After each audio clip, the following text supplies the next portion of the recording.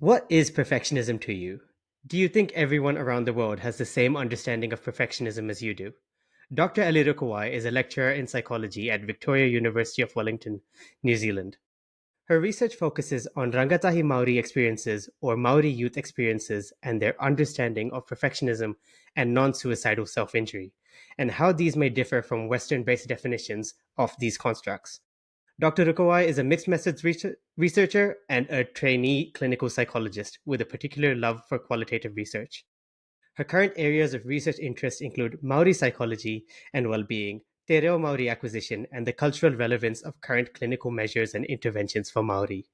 Outside the world of mental health and psychology, she has terrorized many a netball court around Wellington, collecting medals across every social netball league the city has to offer. And back in the day, she also held a few national swim records. She is also a great dancer, having performed at my wedding earlier this year. She was previously on this podcast as a co host, but it is a great pleasure to have her back speaking about her own research today. So, welcome, Dr. Ellie Rukuwai, to the Smooth Brain Society. Thank you. Oh God, I forgot about that. He's dug up everything. It really has. Oh God, not the dancing. The dance that I Everything. had to learn in one night, might I add. Thank you very much. It, to be to be fair, not to downgrade your achievement, but I had to also learn my dance in one night, so you're not the only one. Yeah, but Feral made me lead it. That's true. I See mean, you that, must be that born natural in that case. exactly, that's testament to your abilities. Um, No, no. but okay, anyway, to the actual podcast. Welcome. Thank you. Um, how about we start where we start with everybody, and like, could you give us a little bit of an story into yourself and your how you came about doing what you do? Oh God, yeah, sure. Okay. Kia ora, ko Ellie Rukuwai tōku ingoa. Hia iri tēnei no te ati haunui a paparangi, ngā rauru, Ngāti Apa ki te rātoa me Ngāti Tūwhare toa. I am a wahine Māori from Aotearoa, New Zealand, so an Indigenous woman. I just listed off my iwi or tribes, I guess is how you would describe them. They're very much based in like the centre of the North Island and then the top of the South. I grew up in Nelson, which is the top of the South Island, and has a large Pākehā or white population. I was one of very few Māori at my school, and I grew up pretty disconnected, I would say, from my culture. I hate the word disconnected. It doesn't really fall in line with like how Māori view that connection to our culture. But yeah, basically I didn't grow up embedded in the culture at all. For various reasons. I wasn't near my iwi. Dad had been whāngai or adopted. So he didn't really have that connection, and then also kind of just had a bit of like trauma around it. And society in itself tells you it's better not to be Māori. So I kind of just rejected that side of me for a really long time. And then I went through high school, was a swimmer for way too long. That's probably where all of my perfectionism comes from. And then I came to uni in Wellington, and I took one Maori studies course and went, hey, that's actually kind of cool. And there started my journey of reawakening, shall we say, my Maori side and that cultural connection. And yeah, I did a BA in psych and crim, and then have never left. Unfortunately, they cannot get rid of me. Unfortunately for them, fortunately for me, I have a job. Finished my PhD last year. Also started as a lecturer last year, and and then I've been finishing off my clin psych degree. I have 1 more year left, so I'll be going into my internship next year, and I'm very lucky to be going to a kaupapa Māori service. So yeah, I get to practice the way that I want, which is really exciting. And I know pretty much all of the clin psychs there already, so that's also really exciting. One of them being Bailey Sahir. Oh, very nice. Yeah, We'll have her on soon as well. yeah, she's sitting her exam this week, so she is very stressed. But yeah, it'll be nice to have her there as well. We also live together. She's like one of my best friends, so yeah, I'm very lucky there. And then yeah, I kind of just fell into this job, to be completely honest.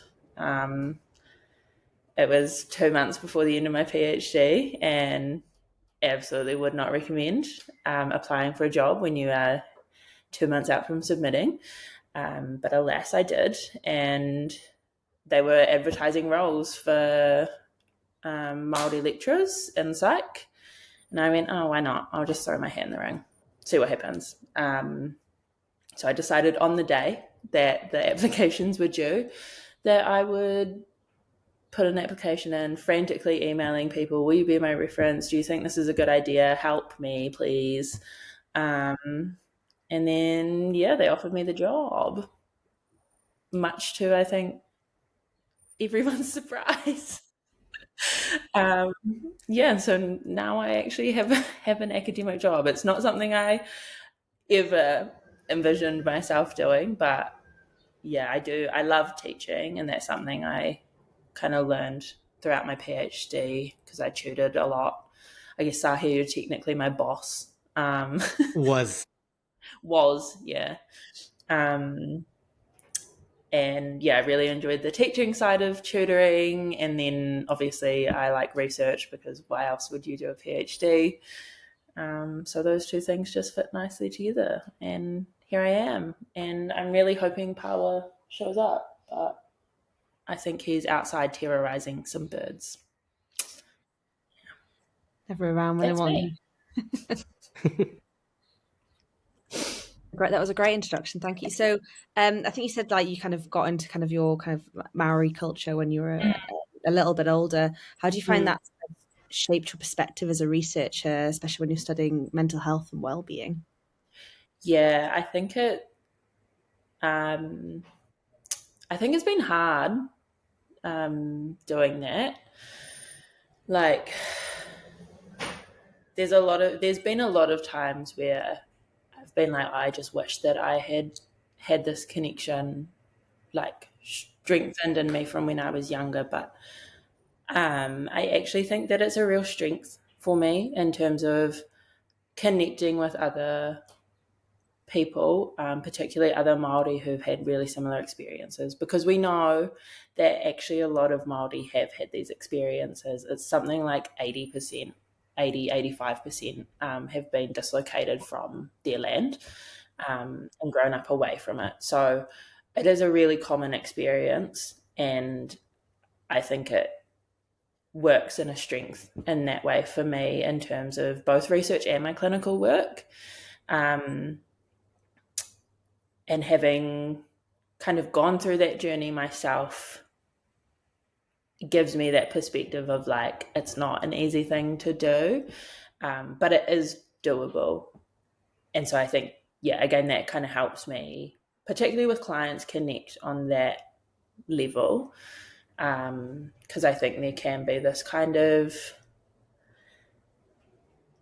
thing about the elite Māori, and it can be quite gatekeepy for those of us who haven't grown up super embedded. And I don't think it's intentional, but I think it reflects like they're not necessarily being that same experience of having to reconnect or go back to something that you lost, and it's actually not your fault that it was lost. It was all due to colonization. Like in my family, te reo was only, our language has only been gone for 2 generations because my dad's parents felt that actually it would be better for him to not know Maori and to only speak English because that's how he would succeed in life. And that's not his fault, and it's not his fault that he didn't pass it down to us. That's purely just a result of colonization. And so, yeah, I think it's just helped in terms of being able to connect with people and see kind of multiple different sides of things. I don't really think that answered your question about research, but No.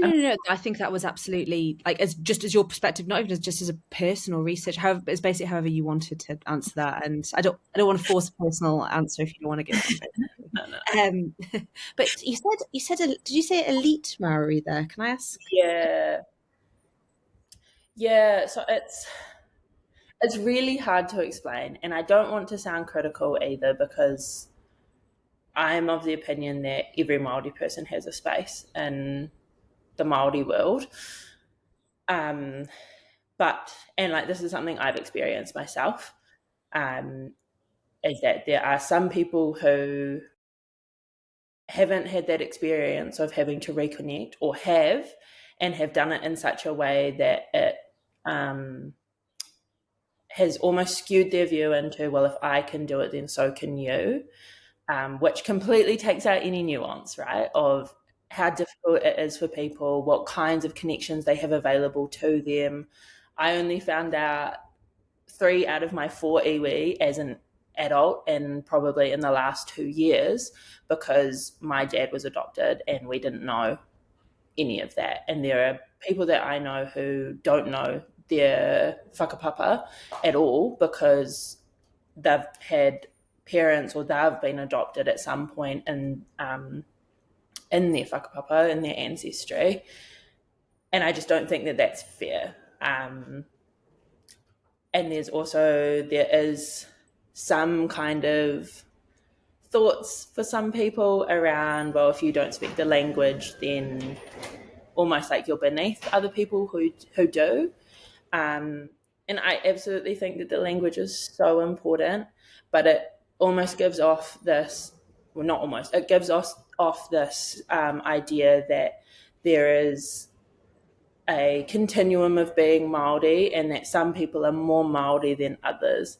And to me, that's gross, and feeds into the idea of the colonizers, and creating that infighting when actually everyone's absolutely on their own journey, and that is so okay. I've been right at the other end of that journey, where I knew nothing and I didn't want to know anything, and it's hard to confront that and make the change. And so for people to tell you, oh, you're not Māori enough, for it to come from your own people hurts more, I think. And so, yeah, I've got a real pet peeve about people who use their journey or their level of connection as like I'm better than you or I'm more Māori than you, because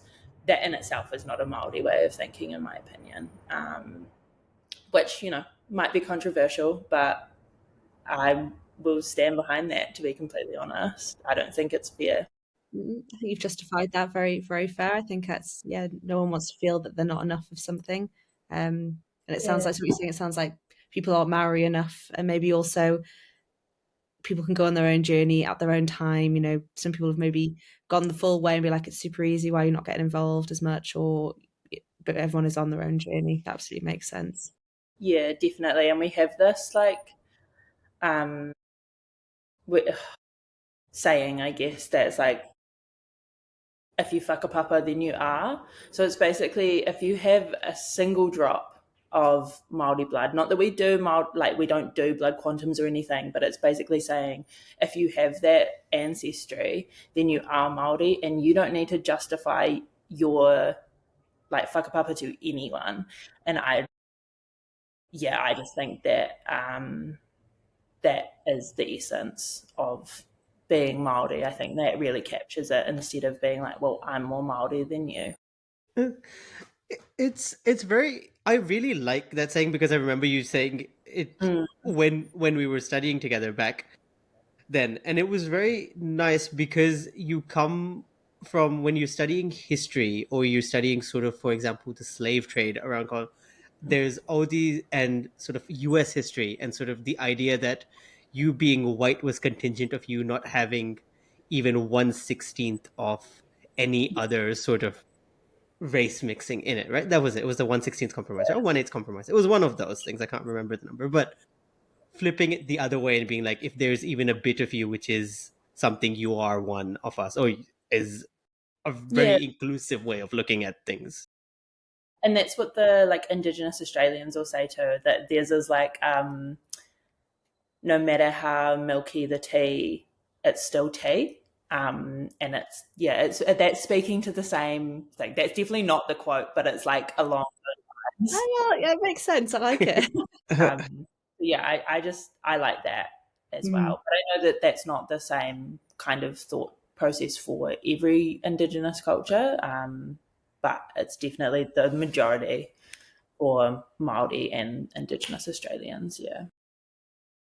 I mean, you see the elitism in other ways as well. I cannot talk about it in the Maori experience, but I can talk about it in the Indian experience. And being someone who didn't necessarily grow up in India for a lot of it, there's that sort of the non-resident Indian sort of experience of that. And then there's also people who have like one Indian parent, and then their experience is also completely different based on you're not Indian enough or you're not this enough. But so there's relatable levels to this in Yeah. terms of the elitism which comes.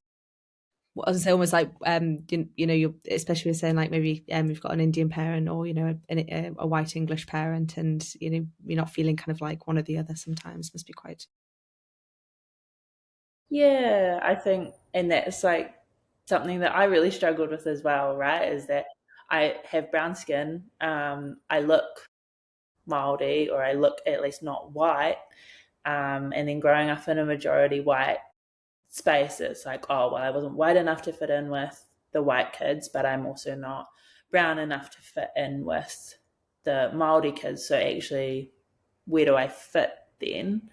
Um, and that's, I mean, I had friends obviously, but you know, it's different to feeling like you belong. And I think that's something that I've really valued, being in Wellington, and where it's a lot more diverse, but also having Maori friends who've had really similar experiences to me. And it's like we do just have a safe space now for us, and it's like, oh, I belong. And I think, I mean, we do know in psych that like belonging is one of the like core human needs or desires, is to belong. Yeah, I think it can be really hard navigating that in between. Yeah. Yeah, that makes sense. So I was thinking about maybe moving a little bit more into your work within the Maori kind of population, and is it mainly in, it looks like it's perfectionism and self-injury. Can you explain why those maybe topics matter a little bit more, specifically in like the kind of the cultural context you're Yeah. talking about? Yeah. Um, yeah. So I'm going to start it with a story. Oh, excellent. We love story time. Please, please. So I was a swimmer, high performance athlete since I was 9 or 10 years old. And that in itself, like sport comes with a level of expectation of performance. I think it really instilled in me, you need to be perfect, because if you're not, then you're not going to win, right? Um, so that's definitely where my perfectionism kind of came from, and also uh, like getting good grades at school. Swimming is a really demanding sport, so I was like at my peak training 10 times a week plus 2 gym sessions. And they're not short, you know, some of them are 2 hour long swimming sessions. We're training twice a day. There was times where there wasn't a day off. Like, it was every single day. And I loved it. Don't get me wrong. I absolutely loved it. Otherwise, I wouldn't have done it. I loved competing. I was good at it, and everything, but it's exhausting. It's so time consuming. Yeah. And then I think on top of that, again, in a majority white, growing up in a majority white town, I was very hyper aware of how I was perceived. There were times where I'd be walking around a shop with my friends who were all white, and I'm the one being followed by retail workers. Yeah, just like things like that, and you notice the that like subtle or insidious kind of racism a lot more. And I always had people saying, "Oh, you're not like other Maori. You're one of the good ones." And so you end up internalizing that and going, okay, well, I don't want to be Maori. That's obviously a bad thing.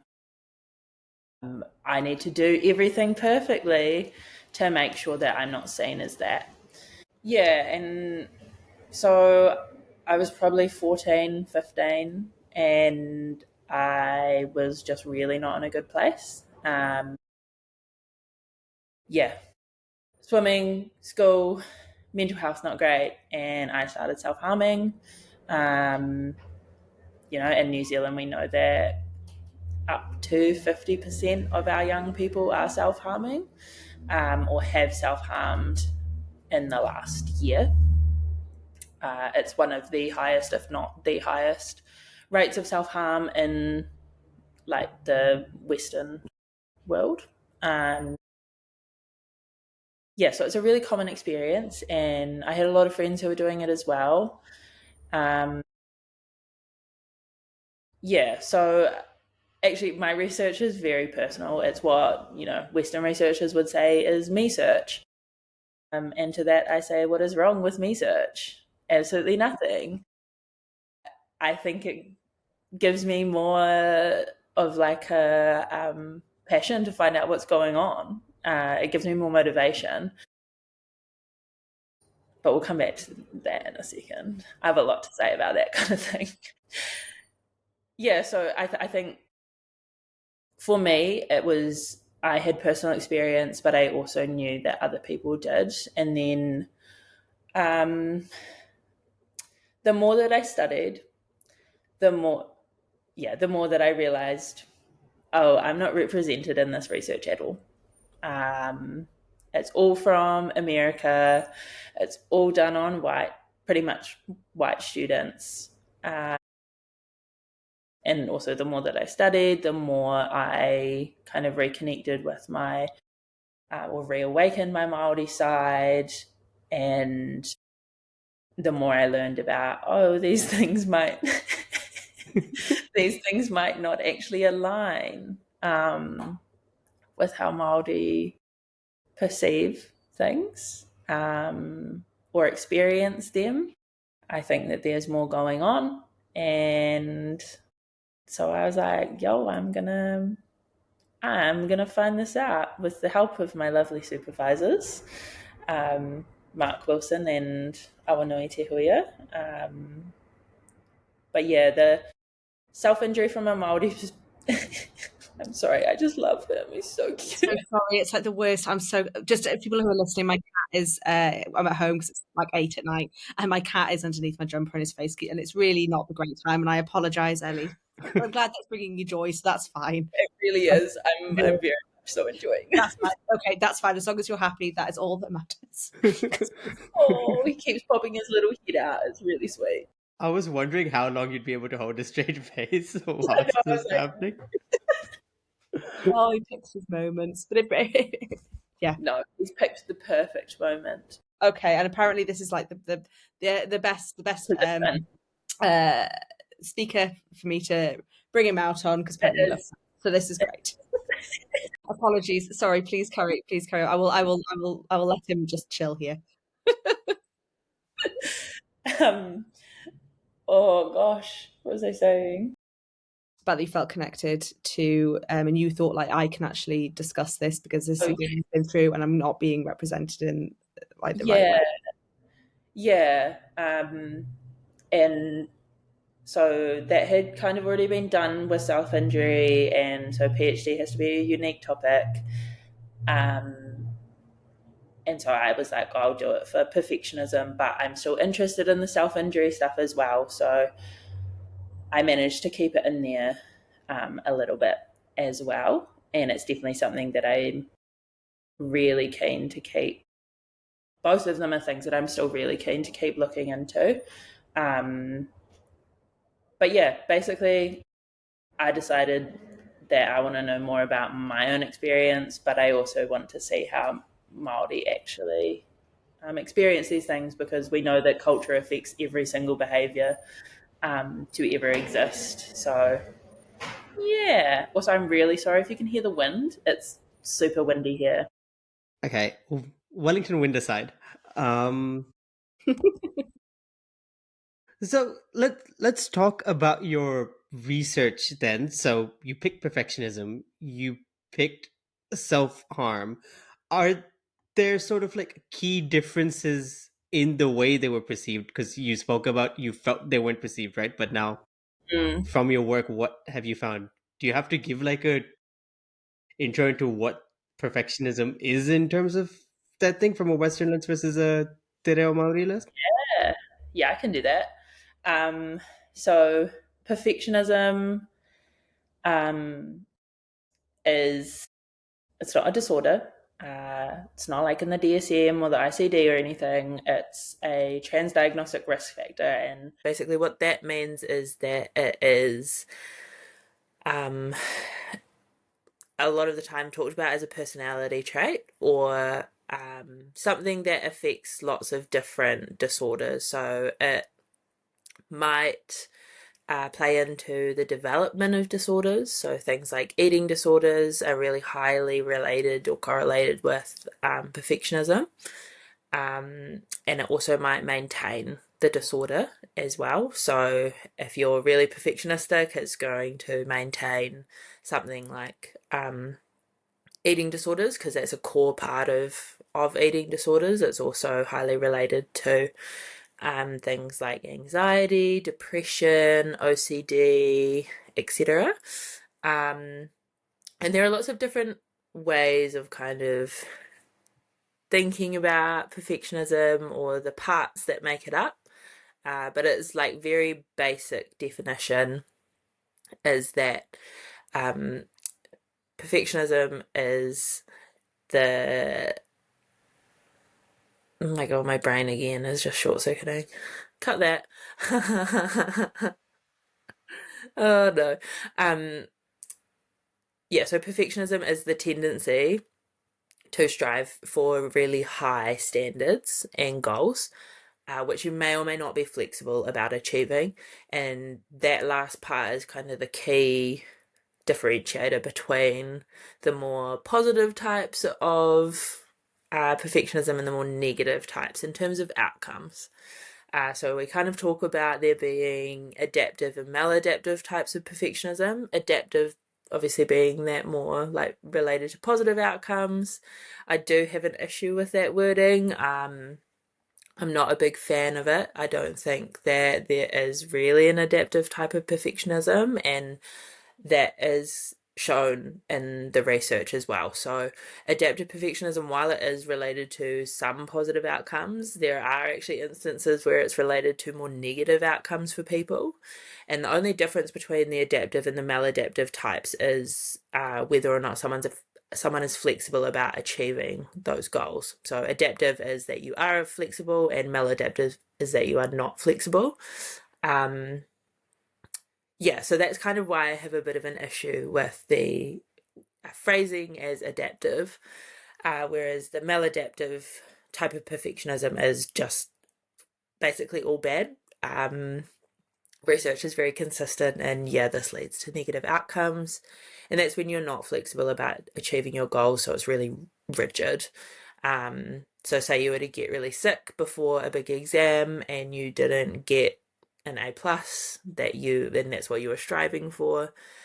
Someone who's maladaptive would just go, oh, well, that's just not good enough, and then be really hard on themselves. Whereas someone who's adaptive or higher in the adaptive perfectionism side of it would be more likely to be like, it's okay, I'm really sick, or I was really sick right before. That's not necessarily a reflection on me and my ability. So that's the main difference between the two. But yeah, again, not the biggest fan. And I do think that they both still lead to negative outcomes. Yeah, and then there are kind of two schools of thought about perfectionism. So one has like 6 factors. That is the Frost multidimensional perfectionism scale, is what we would call it, and that's made up of concern about mistakes, so about making mistakes, doubt about actions, so doubting that what you're doing is actually correct, harsh parental criticism, so that's receiving it from your parents, high parental expectations, and that's regardless of what your actual ability is. High personal standards, of course, and organization, which is a random one to put in there, but it's there. And then the other kind of way of thinking about perfectionism is 3 factors. So socially prescribed perfectionism, that's where you feel like others in society, usually friends and family, is what we would be talking about. You feel like they have really high expectations of you. Self-oriented perfectionism, that's where you have high standards for yourself. That's your kind of very standard perfectionism. And then other-oriented is the last one, and that's where you have really high standards for other people. Yeah, so those are your kind of main ways of thinking about perfectionism and Western research. Yeah, and what I kind of saw or looked at or thought about before actually doing my research was a lot of these things just don't really align with what with a Maori worldview. So, for example, like the harsh parental criticism and high parental expectations, that in itself, just being parental, is not aligned with how Māori view family. So, whānau is like often translated as the extended family, but it actually goes a lot broader. So, it can incorporate people who like you're not even related to at all. So my thinking there was actually, if you don't have that nuclear family, and you have a much broader range of people who are there to support you and kind of act in their parental role, that might work as a buffer for you when you do get harsh criticism. But then it also might work the other way, right? It might mean that you're getting a lot of criticism from lots of different people, or you're having to navigate all of these competing expectations that lots of people who are really important to you have. So that in itself, I was like, oh, I don't know about that. And then also like things like concern over making mistakes and doubt about actions. Well, actually, for a lot of Māori, we do have to be concerned about making mistakes or doubting what we're doing because of the way that we're perceived in society. So we're very conscious of, or we can be very conscious of those kinds of things. And yeah, so basically what I found was I did mixed methods. So in my quantitative study, we did a confirmatory factor analysis of the perfectionism scales, and it loaded into 4 different factors, and 3 of them were those self-oriented, other-oriented, and socially prescribed, but then there was a 4th one, and when I looked at that, it actually looked like it was talking more about social desirability. And so that's what we ended up naming it. And essentially what it talks to is that fact that those items we're measuring, like I need to be really concerned about how other people are perceiving me in society. How can I make sure that I am coming across as desirable? I'm not feeding into these stereotypes. Those were the kinds of things that were loading onto that factor. And these were all only Māori participants as well. So obviously, I mean, I don't know if that would be the same for Pākehā or other cultures as well, but I think for Māori, it definitely makes sense. So yeah, we have that kind of quantitative evidence there, and then in my qualitative studies, pretty much all of my participants talked about that. They talked about the pressure to behave in a certain way, to be conscious of how what they are doing might be perceived by others, because when a Māori person does something bad, it is then like translated to all Māori, and it feeds into those stereotypes. And so yeah, a lot of my participants were talking about not wanting to uphold those stereotypes and to break them, but then obviously that's leading into these like really hyper aware behaviors, and that like need to, I have to be perfect so that I don't do that. Yeah, so that was one of the biggest kind of findings. That avoiding being like racially profiled kind of thing, because of the worry of how it will affect not just yourself but also other Māori. And I think that that's something that actually ended up being really nice, was that quite a few of my participants talked about how Māori have this I guess idea or perspective that the like how you perform reflects on your whānau, which can be a really good thing, right? So if you do really well, then that's not just a good reflection on you, it's also a good reflection on your whānau, your iwi, your friends, everyone else around you. It's like it enhances the mana of everyone, not just yourself. Mana being something that's really hard to describe in English. It's really often just like translated as authority, but I don't think that that captures it very well at all. But it's this like inherent essence that every Māori person has within them. It, Yeah. from understanding, it feels somewhere as a mix between sort of not just authority but also pride Yeah. and like It gives as it gives you internal essence standing. again. Yeah. Yeah. It gives you standing, but it's also very much like a privilege to have a lot of mana, and it's a big responsibility on top of that as well. But yeah, so it can basically, doing well can enhance the mana of everyone around you, but also it works both ways, right? So if you don't do well, if you do something wrong, then that can also affect the mana of those around you by diminishing it. Yeah, and so kind of that's the Māori perspective, but then kind of what we see is that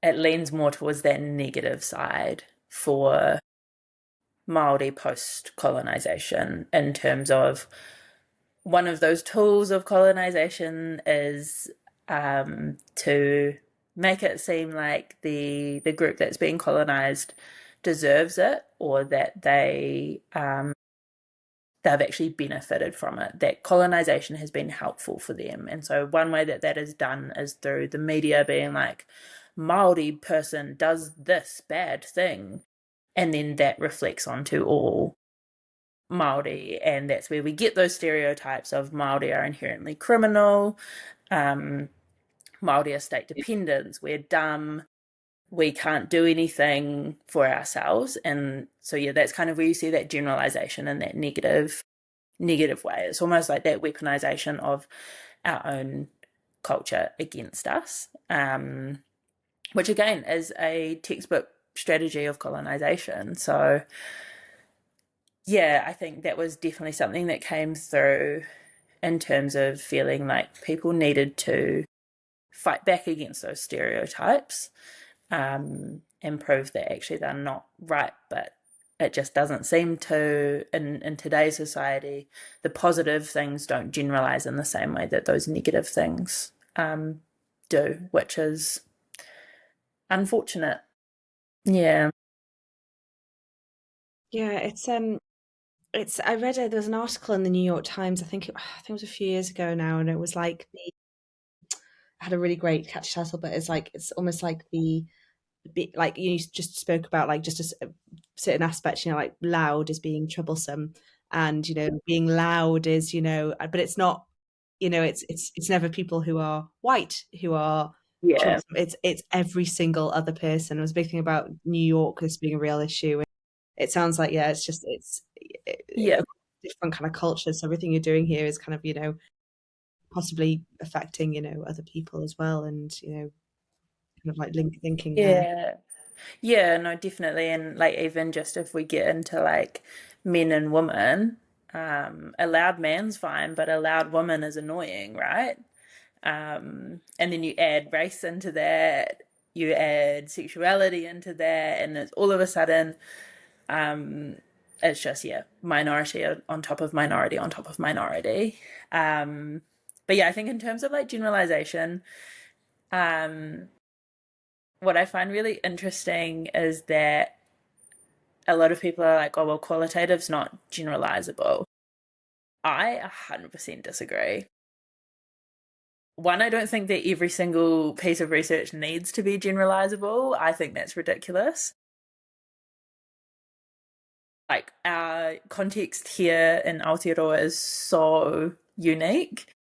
Why should it be generalizable? But then I would also argue that actually my research is generalizable to other Indigenous cultures, in terms of being like, hey, this is what we've kind of found works for us, and this might be helpful for you if that's something that you're interested in. I'm not saying it's going to translate one to one, but I don't think, this is honestly my controversial take about research, and especially psychology. I don't think anything is a one-to-one generalizable. Like, it's just not. Nothing is one-to-one. Humans are so diverse. So I just don't get why mine needs to be. Yeah. That was a rant, sorry. No, No, I but think that was sorry to hear after you. no, go ahead. Finish your thought. No, I was just going to say, like, no, it's that's why everything's so much more personalized as we go on and on, because I think it's absolutely the right way to do it, especially when it comes to like emotions, mental well-being, all these different things that make Yeah. an actual person. We're not talking about a disease here. We're talking about a person with emotions, complex emotions, that is very, very specific per person. So Yeah. yeah, completely makes sense. I was just going to mention the point which you make is very good, that it does not need to. There is no need for it to be generalizable, um, but also that certain things can very easily or very importantly be carried over. Like what you said, can can relate to many indigenous populations, but also to many minority populations. Like you said, Yeah. like the whole idea of, if they do something good, they're British, but if they do something bad, they're children of immigrants, or they're black, or they're whatever. So Yeah. the same sort of concepts are seen, or are like, yeah, Yeah. can translate with that other layer of potentially perfectionism. Not necessarily just having those 3 points, could also have a fourth point. It might not look exactly how it looks in the Yeah. Maori indigenous context, but like there's something missing clearly, which you need to pay Yeah. attention to. Yeah. I think that's definitely my perspective of, it can, even though people will tell me it's not generalizable. I disagree. I so disagree. And I don't think we should be translating anything one-to-one for any culture. Beth, you remember Daniel Rojas, who came on and About to say his name. That was honestly he gave a really important point where he's doing something. He is doing. Sorry to hear. no, you do it. You're saying I was just you're like, yes, 60% of the way there, so finish it off. I got very excited there. He's doing some really great research. So he did a lot of his. He's from Chile. He did his postdoc in Chicago. I believe his PhD as well. And so what he's doing is a lot of the research that he did there with like kind of how we kind of view maybe adverse events and kind of images and kind of like difficult like kind of social things, but he's doing it in Chile and he's finding kind of like different effect sizes, slightly different results, and it's like, well, we can't just generalize all these things to American research. And this is very like kind of things that are very based in culture, social norms, but I know we're talking about here about very specific kind of mental health and emotion, which is of course connecting culture as well, but even I do research in Parkinson's disease, and so much of the research, I know it's a neurodegenerative disease and it has a specific path, but it can affect people in so many different ways in different cultures, but we just don't look at it. And I can tell you, I'll stop after this, but I spoke to her very interestingly, and she is from South Africa, and she does some really interesting research. Her name's Angela Bennett, I believe. Really research in how different ethnicities find the hospital system in the UK and why they might not go. And she says people who are Black will be like, the medical care in England is not for Black bodies, is the exact quote that she said. She said people maybe who are more from Asia, or maybe I think more kind of China, she said it's, if you go to the doctors, you're letting the bad in, was a really big, there was all these different kind of cultural phenomena that we just don't know. And it's like, like, okay. So anyway, that was my, but all these kind of different, it's fascinating and makes such an important point. I think that we'll see more and more and more people are aware of it. So it's good.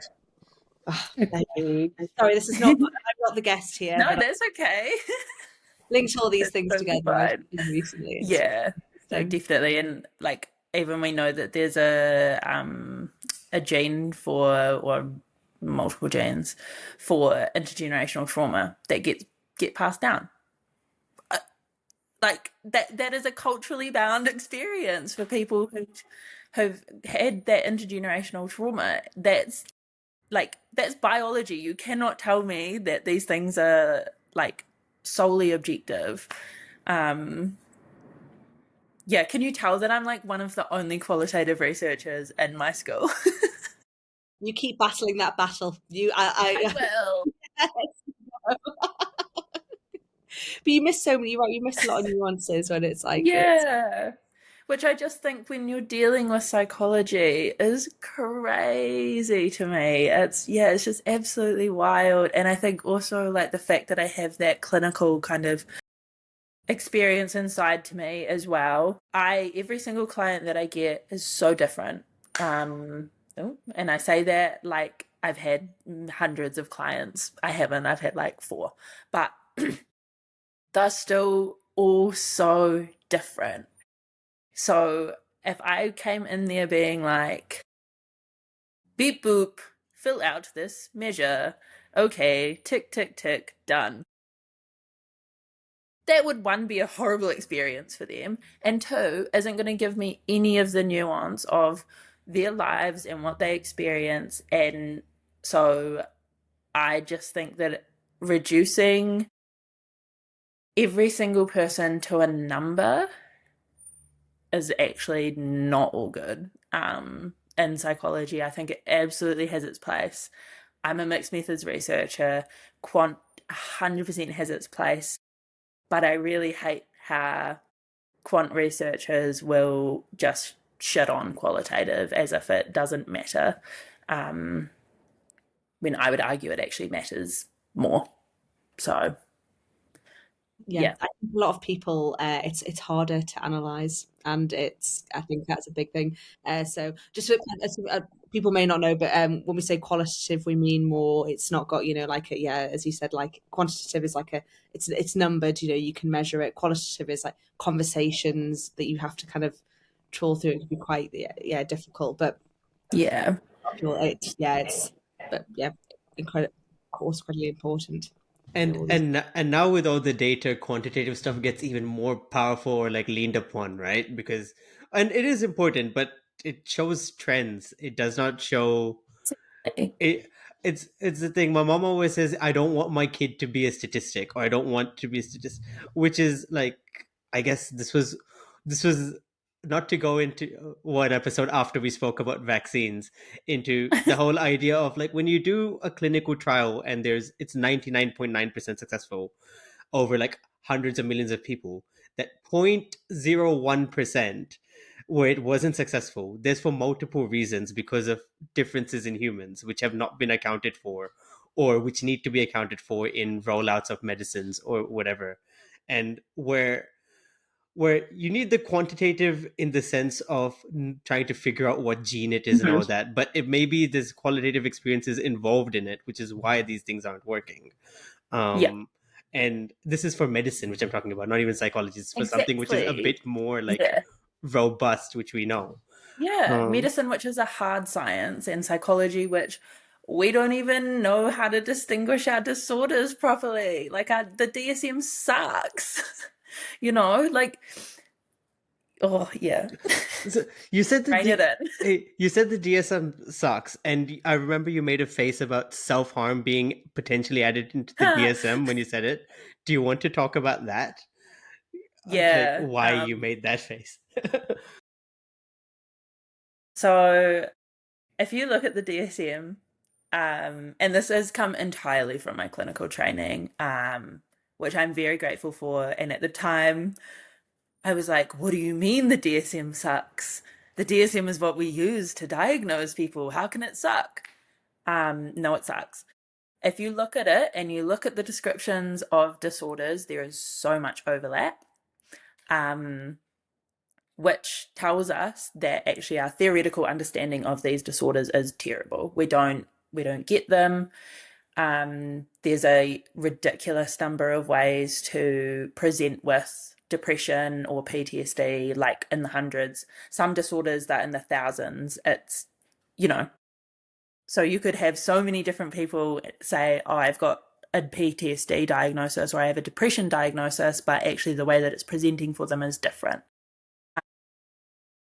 Which I think comes back to that nuance is really important and personal experience is really important, because I'm not saying that those people don't have that disorder. I'm saying our understanding of it is really bad, which means that we are probably missing a lot of people in terms of diagnosing as well. And if you don't have that really critical lens and the kind of the background of when you're formulating or deciding what is kind of going on for that person to disentangle their experiences, they could end up with a number of oh, he's here. Ah! Say hello. Oh, I didn't want to stop me mid-talk. Bless him. Oh, he doesn't care. Hang on, I'm gonna get him. I'm gonna make him care. This is vital. I like how the podcast is stopped to get cats on video, and this is very important. Vital that we're having like a meeting of the cats here. We've got Moose here. Oh my god! He is. Look, he's got his little name tag on. Oh, what's his name? Power. Power. Oh my. Well, his full government name is Mr. Power Fritter, and oh, he's angry at me. That is like a New Zealand delicacy, I guess. But I don't even like seafood. But oh god, he really wants to eat. But let me just show you his fur.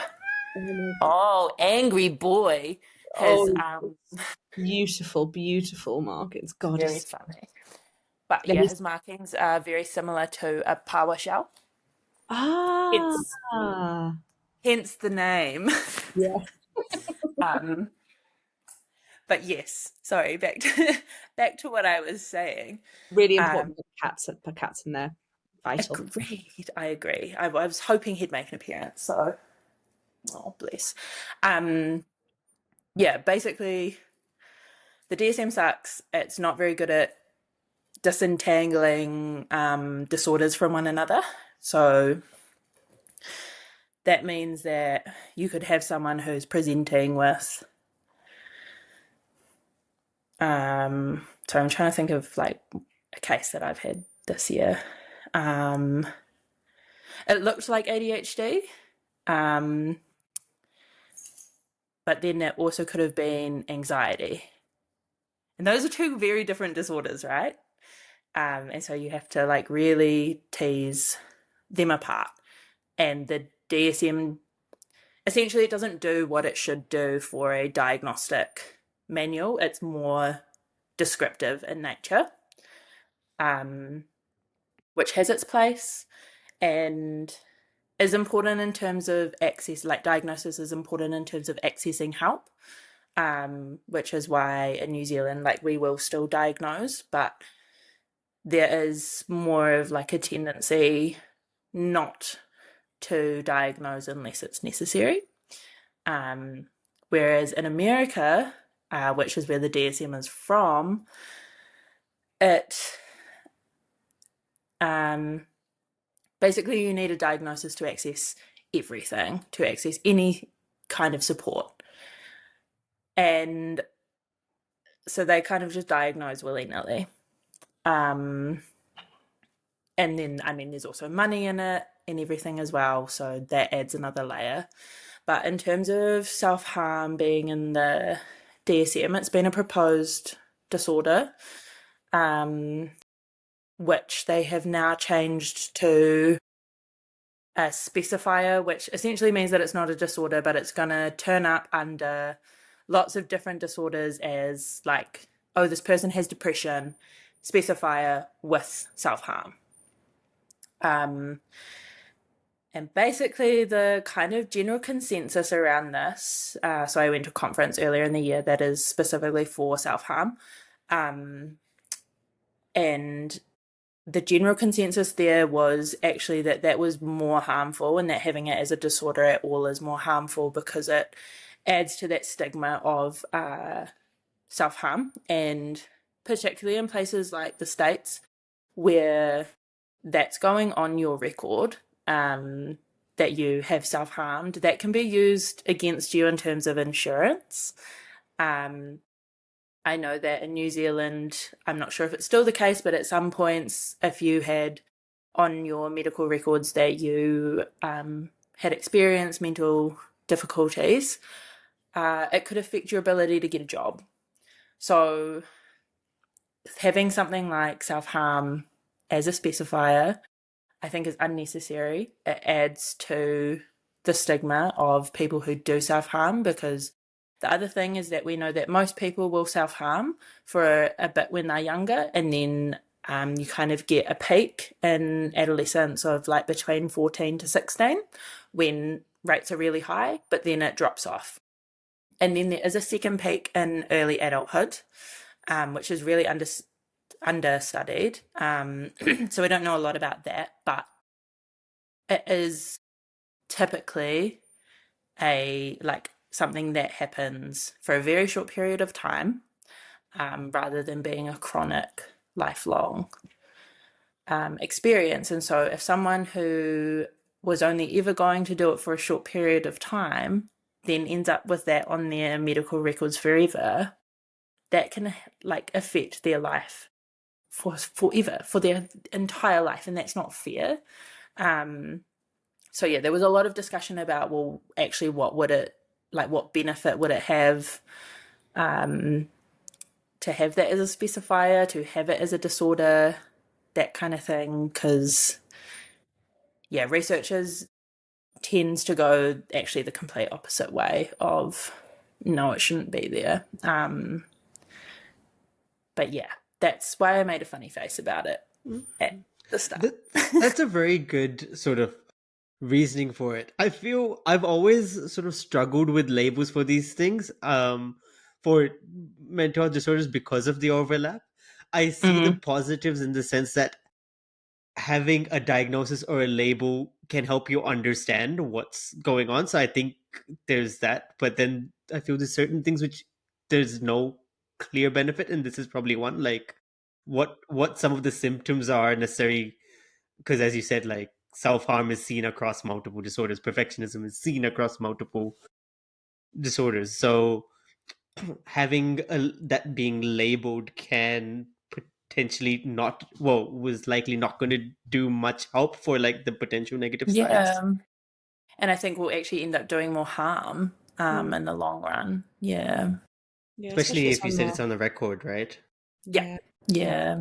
It's not going to be, as you said, like it sounds like there's a peak and then it kind of slopes off. Is it? Yeah. It's a very valid point. Yeah. You made a couple of points saying like this is future Ellie's problem quite a few times.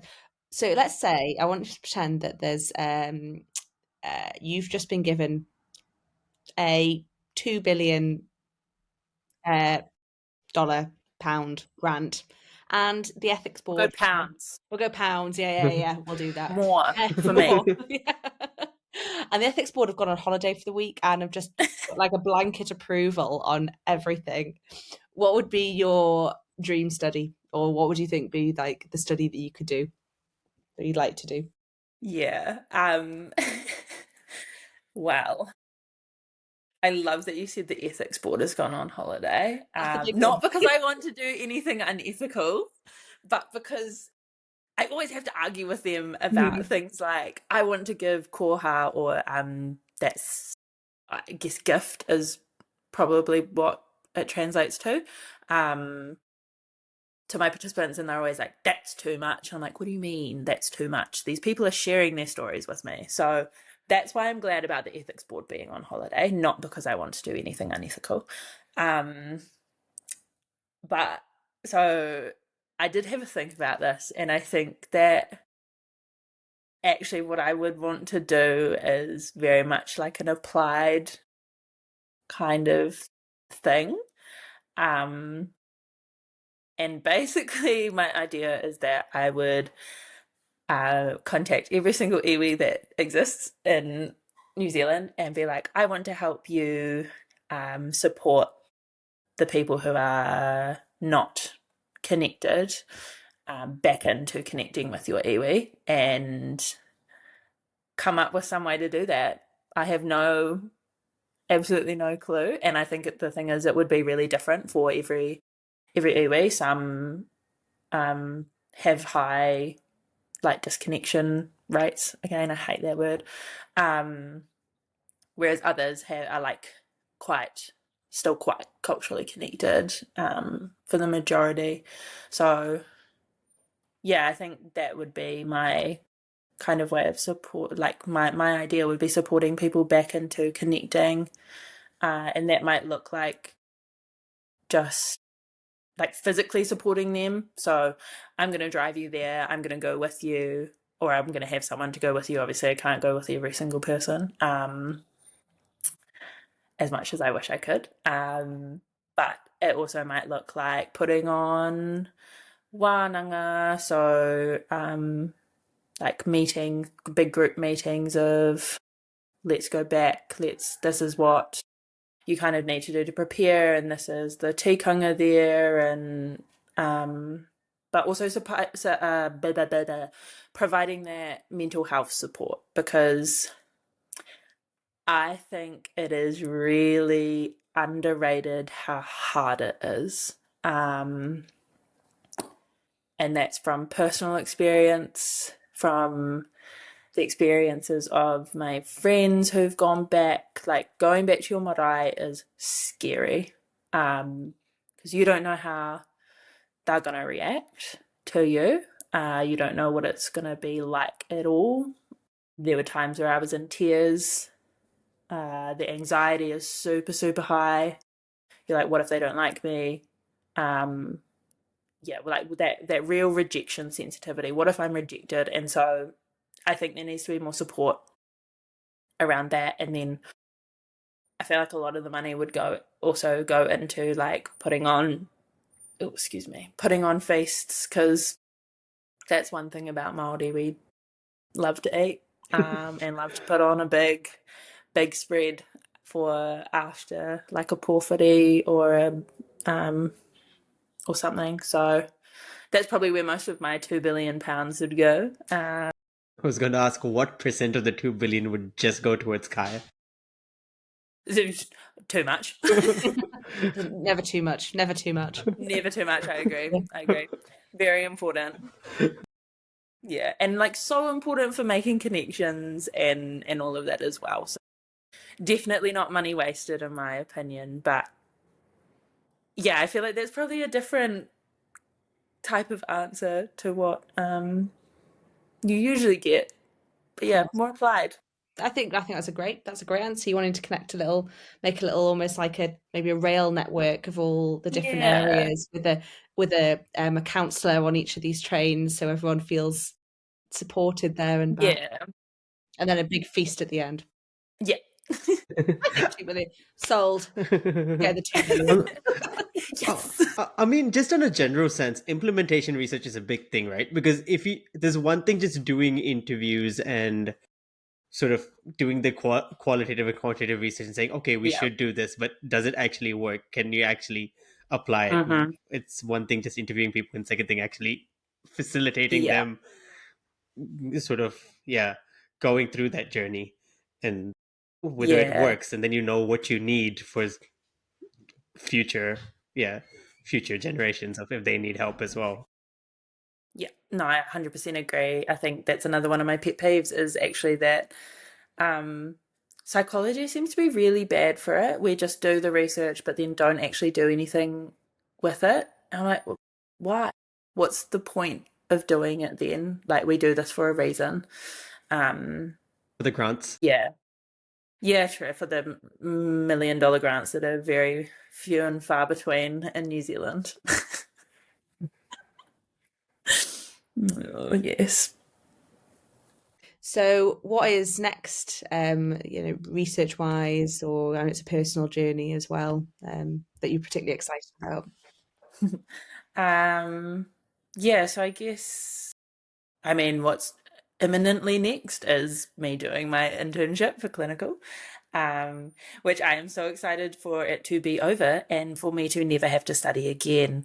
It has been a long road. I think we're at 11 years now, so yeah. So I'm very excited about that, but I'm also really excited to really get stuck into the research kind of side of things again. So my friend Kayla and I, who Kayla's been on the podcast before, we have been lucky enough to be awarded a Marsden Fast Start grant, which is basically funding us for 3 years to do some research on, very exciting, mostly Kayla. I feel like I was just kind of there. She brought me along and I was like, thanks. But yeah, we've been funded to do some research in schools on self-injury and emotion regulation, beliefs about emotions, and how those are kind of passed down from parents to, or from whānau, very broad definition of whānau, to children, and then how that impacts on self-injury. Which I'm really excited about. We've been in and out of schools this year kind of talking about surveys, and Kayla is a stats whiz, so she will be doing all of that, and then I get to do the fun creative stuff, not next year but the year after, in terms of deciding how we want to like disseminate it and things like that, because again, what's the point in doing research if you're not going to turn it into an applied thing, in my humble opinion. I'm also really lucky to be a part of a research project that is being funded by the Health Research Council, with my supervisor, or ex-supervisor, I guess she is now, and is now colleague, Awanui Te Huia. So we're looking at kind of validating how important whare hauora, so almost like medical clinics, specifically at marae, are for Māori and what kind of benefits they have there. So I'm actually meant to be writing the lit review for that right now. Yeah. And then longer term, hopefully get some big grants myself. I really, really want to do something to do with that, like reconnection or reclamation of your Māori identity stuff. I am going to put in a grant to, just like a small one, to talk to older Māori adults who self-injure still. Because, yeah, like I was saying, that is like older adults who self-injure is really understudied. And then so older Māori adults is obviously even more understudied. And I would also really, really like to co-design something from my PhD and turn that into something usable. With my original participants, if they are willing and keen to participate. But yeah, someone give me money to do that, please. I'm so poor. Victoria University is so poor. Please give me money. Yeah, and I would absolutely love to write kids' books one day. That is like one of my random offshoots that I would like to do. So as you can tell, I'm going to be really busy. Sounds Yeah. not enough hours in the day, or not enough budget in the world either. Yeah. But lots of exciting stuff, and yeah, passion. Kids' book as well. We need another podcast on the kids' books you're going to be writing. Yeah. Time. Bring me back in 20 years. 5. You've got 5 years. That's the goal. Come back every 5 years and like update us on various things. Yeah. What goals has Ellie achieved? Running segment, just like yeah, that's really going to play into that perfectionism, isn't it? Yeah, exactly. Full circle. On that note, Ellie, thank you very much for coming on. Hey, anytime. Very interesting. Thank you. Thank you, Moose and Power, for guest appearances as well. Yes. The cats. Very important. Yeah. They like to, we're cataphiles here. That's Agreed. And on that note, thank you everybody for listening to all the tangents and all the incredible work Ellie is doing. And until next time, take care.